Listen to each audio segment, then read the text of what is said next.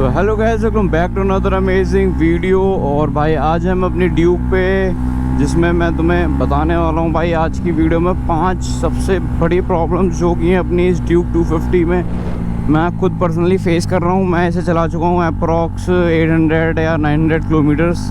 और भाई वैसे तो इतने में कोई भी रिव्यू नहीं देता, बट जो प्रॉब्लम्स मुझे इतने में मैंने फेस करी हैं, और भाई मैंने सिटी में भी चलाई है, लंबी भी चलाई है थोड़ी थोड़ी, बट थोड़ी लंबी से मेरा मतलब 50-100 किलोमीटर लेके गया हूँ मैं इसे फ़िलहाल। अभी इससे ज़्यादा लेके नहीं गया हूँ। बाकी यार सिटी के हिसाब से और लॉन्ग के हिसाब से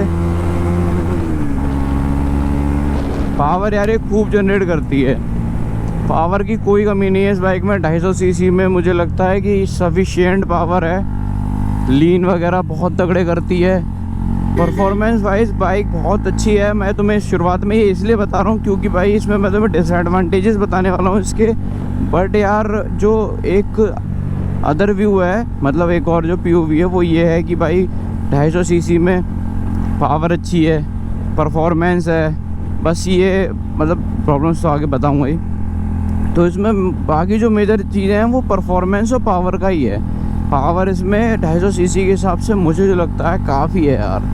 मैंने NS 400 अभी तक ट्राई नहीं करी है। वो ट्राई करने के बाद एक और वो लग जाएगा कि वो 400 में कितनी पावर दे रही है। और ये यार एक कुत्ते सब लीन खा जा रहे हैं यार। इनके सामने लीन करना तो ये मुझे लीन ही कर देंगे रोड पे।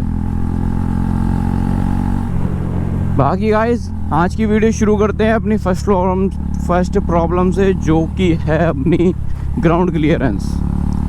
तो भाई इस बाइक की ground clearance I guess 183 mm आती है, जो कि यार बहुत कम है। अगर मेरा वेट भाई अप्रॉक्स में 75 होगा, 72 या 73 है शायद अभी, या 70 भी हो सकता है। तो मुझे पर्सनली इस बाइक में बहुत दिक्कत आती है। मैं जब भी मतलब हम 2 लोग बैठे होते हैं तो ये शहर के नॉर्मल ब्रेक रो पे जो हल्के से ऊंचे होते हैं उन पे बजती चलती है। कोई ब्रेकर ये बजाती नहीं है। तो भाई अब हम थे अपने ग्राउंड क्लियरेंस वाले टॉपिक पे। तो ग्राउंड क्लियरेंस यार इसका 183 mm है, विच इज़ वेरी लो। और भाई काफ़ी दिक्कत आती है इसे चलाने में। अगर तुम सोच रहे हो कि इससे थोड़ा सा भी ऑफ रोड करने वाले हो तुम, तो ये बिल्कुल सपोर्ट नहीं करेगी तुम्हें ऑफ रोड में। ऑफ रोड ये बिल्कुल नहीं कर सकती, क्योंकि भाई ग्राउंड क्लियरेंस इसकी काफ़ी कम है। पिछला पहिया इतना पावर जनरेट नहीं करता और ज़्यादातर स्पिन मार जाता है अगर उस पर ज़्यादा फोर्स लगाया जाए तो। इसलिए भाई इसमें ऑफ रोड करने की कैपेबिलिटी बिल्कुल भी नहीं है। इससे तुम नॉर्मल चलाओ, लॉन्ग राइड्स करो बढ़िया रोड्स पे। अगर थोड़ा सा भी ऑफ रोड आ रहा है तो ये बाइक भाई लटक जाएगी। नीचे का हिस्सा तुरंत बच जाता है इसका। पिछला अगर तुम्हारा पिलियन बैठा हुआ है तो भाई इसकी क्लियरेंस हो जाती है और भी ज़्यादा कम।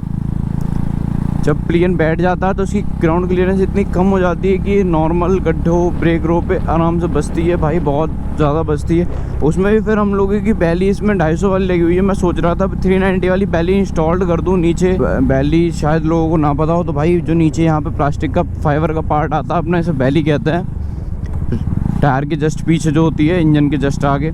तो भाई इसमें क्या कहते हैं, बैली मैं सोच रहा था 390 की इंस्टॉल कर दूं। बट भाई अगर मैंने 390 की बैली इंस्टॉल करी तो यार इसमें मतलब कोई ये हर जगह बच जाएगी, हर छोटे छोटे ब्रेकरों पे हर जगह बजेगी।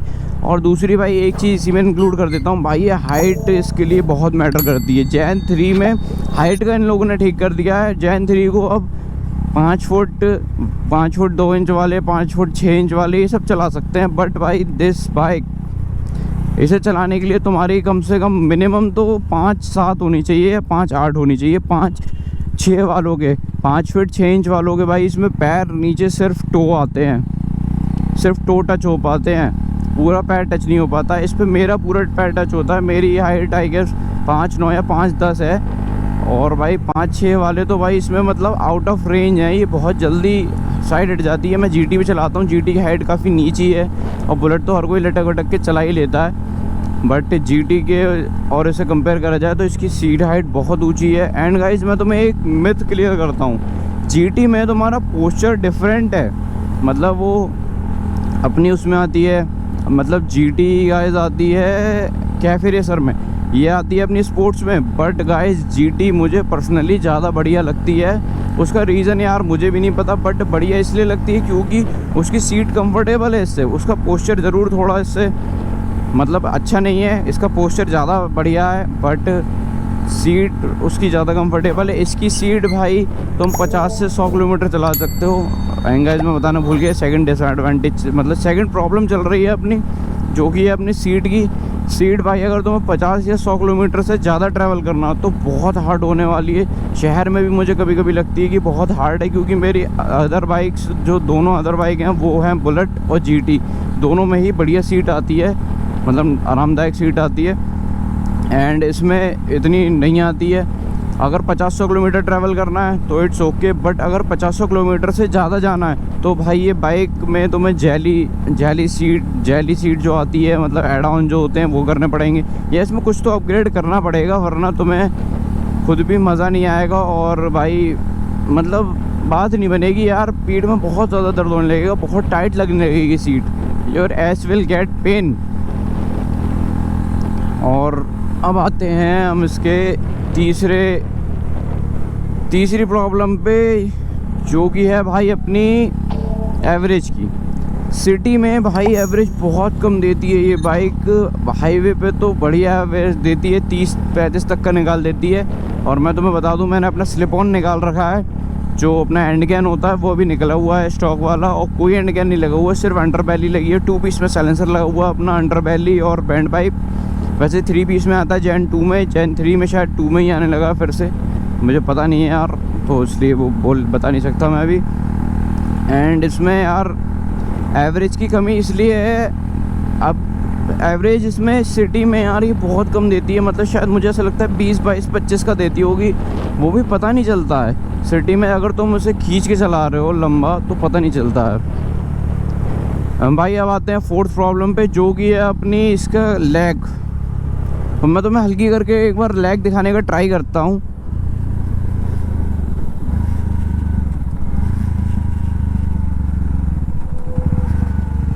तो भाई ये हुआ नहीं यार, अभी शायद गर्म हो गई है गाइस, इसलिए नहीं हो रहा।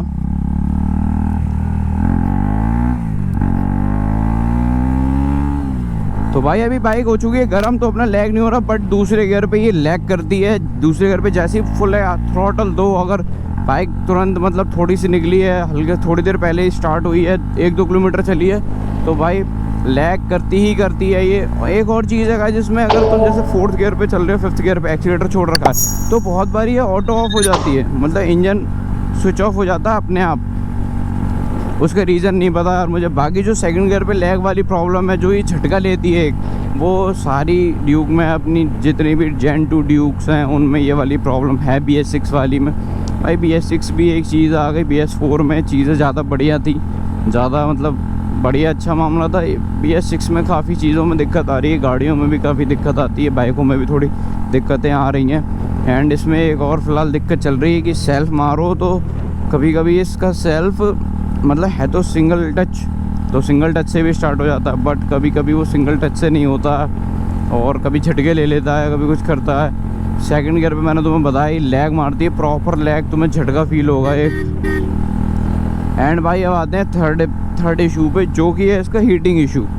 भाई अगर तुम शहर में सिटी राइड कर रहे हो और सिटी राइड्स में तुम चला रहे हो उसे 30-40, तुम 30-40 चला रहे हो, फिर 50 चला रहे हो, ये बहुत जल्दी हीट हो जाएगी। मुझे तो गाइस 650 की आदत है, तो वो ट्विन पैरेलल इंजन इतनी हीट फेंकता है कि मुझे इससे कोई फ़र्क नहीं पड़ता, ये इतनी हीट नहीं होती है। इंजन भी इसका छोटा है, उससे 400 सीसी और एक पिस्टन भी नहीं है। बट यार जो इसे चलाते हैं नॉर्मली, जिनने और हीट इससे ज़्यादा नहीं झेल रखी है, उनके लिए हीट काफ़ी ज़्यादा है। जो पर्सनल एक्सपीरियंस है मैं तो वो बता रहा हूँ। जो लोग चलाते हैं इसे नया मतलब डायरेक्ट इस पे ही आते हैं, इससे ऊपर वाले सेगमेंट नहीं चलाए उनके लिए हीट काफ़ी ज़्यादा है। और मुझे फील होती है भाई रेडिएटर तुरंत ऑन हो जाता है, बहुत जल्दी ये बाइक हीट होने लगती है। मतलब नॉर्मल सिटी में चलती है तो ज़्यादा हीट होती है, हाईवे पे लेट होती है क्योंकि हवा लगती रहती है, तो हाईवे का तो ठीक रहता है, बट सिटी का बहुत ऑड रहता है। सिटी में यार ये एवरेज भी नहीं देती है, हीट भी होती है, और हाईवे पे ये एवरेज भी निकाल देती है, हीट भी नहीं होती है। तो भाई अपनी नेक्स्ट प्रॉब्लम है पिलियन कंफर्ट। भाई बाइक मुझे मेरे हिसाब से सिंगल राइडर बाइक है यार ये। पिलियन इस पर नहीं बैठा सकते, पिलियन तुम बैठा भी लो तो पिलियन को बहुत ज़्यादा डिस्कम्फर्ट होगा ऐसा आई गेस। मुझे लगता है GT 650 से भी ज़्यादा डिस्कम्फर्टेबल है ये, GT 650 से भी ज़्यादा अनकम्फर्टेबल है इसके पिलियन। मतलब पिलियन को इस पर ज़्यादा अनकम्फर्टेबल लगेगा GT 650 से। उसकी सीट तब भी सीधी है भाई। मैंने इसमें मतलब बहुत ट्रैवल करके देखा है। एक तो 5 लोग, मतलब सॉरी 5 कह रहा हूँ भाई, 2 लोगों पे मैंने तुम्हें बताया इसका शॉकर वैसे ही पीछे वाला बिल्कुल नीचे हो जाता है, ग्राउंड क्लियरेंस और कम हो जाती है, 150 या 160 mm की ही रह जाती होगी। उस पर फिर दिक्कत बहुत होगी तुम्हें चलाने में।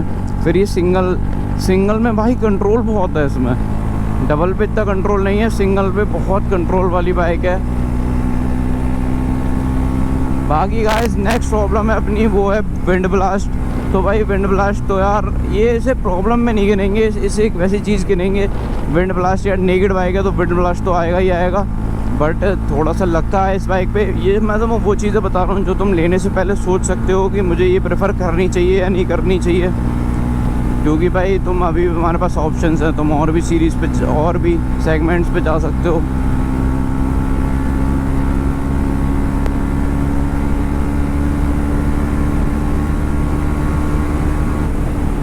बट भाई इसे चलाने का मज़ा तो अलग ही मज़ा है। RC से ज़्यादा भाई इसमें मज़ा आएगा, गारंटीड मैं लिख के दे रहा हूँ। अगर कोई RC प्लान कर रहा हो तो ड्यूक पे चले जाओ। पर्सनली मैंने ड्यूक ले रखी है, फिर तुम ये कहोगे भाई ये मेरी ड्यूक है।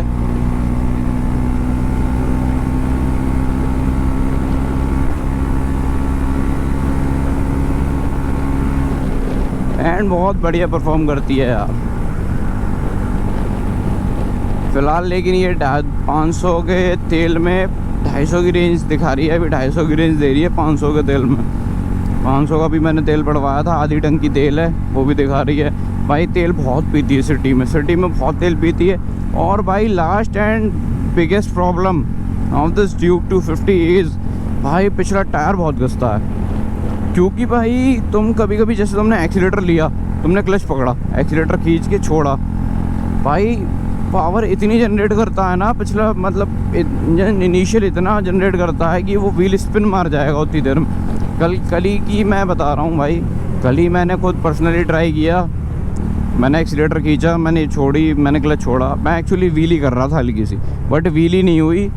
कोलतार वाले भाई इस कंक्रीट वाले रोड पे, कंक्रीट तो शायद वो वाला होता है भाई, मुझे पता नहीं है कंक्रीट ये कोलतार तो भाई कल ही इस कोलतार वाले रोड पे मैंने एक्सीलेटर खींचा, मैंने क्लच छोड़ा तो भाई व्हीली लगने की जगह पिछला पहिया स्पिन हो गया।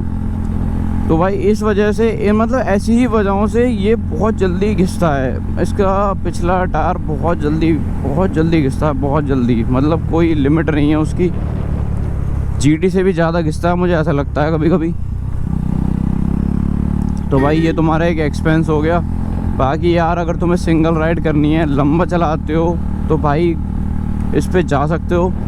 और भाई इससे अगर जैन 3 को कंपेयर किया जाए तो भाई मुझे तो ये पर्सनली अच्छी लगती है, बट यार उसमें आ गया अपना क्विक शिफ्टर, जो which is an amazing feature. भाई बहुत अच्छा फीचर है क्विक शिफ्टर यार। इसमें तो क्विक शिफ्टर नहीं आता है, बट इसमें जो चीज़ें हैं वो काफ़ी ज़्यादा पॉजिटिव हैं। एंड KTM ने अपनी हाइट इसलिए गिराई है जैन 3 में भाई हाइट गिर चुकी है, उसको छोटा हाइट का आदमी भी चला सकता है, क्योंकि इंडिया की एवरेज हाइट है लो, टॉल हाइटेड बहुत कम लोग हैं, इसलिए ड्यूक ने मुझे लगता है अपनी हाइट गिरा दी है। एंड भाई कॉस्ट कटिंग के लिए भाई कॉम्पैक्ट कर दी है बाइक यार। बाकी अपनी फ्रंट लाइट इसकी भी बढ़िया नहीं काम करती है, इसकी थोड़ी सी बढ़िया है, नई वाली की भी बिल्कुल बढ़िया काम नहीं कर रही है। जो भी नई बाइकें आ रही हैं LED लाइट्स के साथ यार, पता नहीं क्यों, बट वो परफॉर्मेंस वाइज बिल्कुल लो हैं। लाइट्स उनकी बहुत अच्छी नहीं है, हमें एक्स्ट्रा लाइट्स लगानी ही पड़ती हैं। उसमें भी अगर हमें लंबा जाना तो नीडेड, मतलब कंपलसरी है ही लगानी पड़ेंगी। ऐसा क्यों हो रहा है ये तो मुझे नहीं पता, बट यार ठीक नहीं है ये। एटलीस्ट तुम्हें लाइट्स अच्छी देनी चाहिए, वो भी फ्रंट लाइट्स। सब लोगों को नॉलेज नहीं होती है कि तो हमें फ्रंट लाइट में क्या यूज़ करना है, तो इसलिए हम लाइट्स तुम्हें बढ़िया देनी चाहिए, जिससे कि लोग यार मतलब वो बेकार ब्लिंकर वगैरह ये सब यूज़ करने लगते हैं, तो वो सब बहुत मतलब सामने वाले के लिए हार्मफुल होती है, इसलिए तो मैं एटलीस्ट कंपनी लाइट्स अच्छी देगी तो वो हो सकता है वो यूज़ ना करें, और बाकी जैसे करना है वो तो करेगा ही। एंड भाई लास्ट थिंग इज़ दिस कि भाई बाइक को यार लोगों ने बहुत ज़्यादा छपरीफाई कर दिया है। ये बहुत कम में बहुत अच्छी चीज़ें दे रही है KTM। बजाज के साथ टाइप करके इन लोगों ने बहुत अच्छा इंडिया में मतलब लॉन्च बहुत कम पैसे में करा, बहुत सही प्राइस में करा, तो लोगों ने इसकी वैल्यू नहीं करी है। बट ये बाइक भाई वैल्यू फॉर मनी है, मैं ये अभी भी कहूँगा वैल्यू फॉर मनी है। छपरी का इस पर टैग लग गया है क्योंकि कुछ लोगों की हरकत ऐसी थी, बट यार ठीक है। तो भाई आज का व्लॉग करता हूँ मैं यहीं पे एंड। होप कि व्लॉग बहुत सही लगा होगा यार, इन्फॉर्मेटिव लगा होगा, बट थोड़ा सा लंबा हो गया। बट तुम्हें एक यार रिव्यू मिल जाएगा कि शुडंट यू बाय ड्यूक 250 और नॉट। भाई उधर गड्ढा आ गया था यार, उसे बचाना भी पड़ा। रोड अच्छे नहीं है यार, लीन करने में डर लगता है, एक तो सीखनी भी है प्रॉपर। थोड़ा सा आउट निकल रहा हूँ मैं, थोड़ा लीन वाले रोड्स पे चलाना करेगी, सब आ जाएगी guys. Independence Day, so happy Independence Day guys. आज ही के दिन इंडिया अपना आज़ाद हुआ था।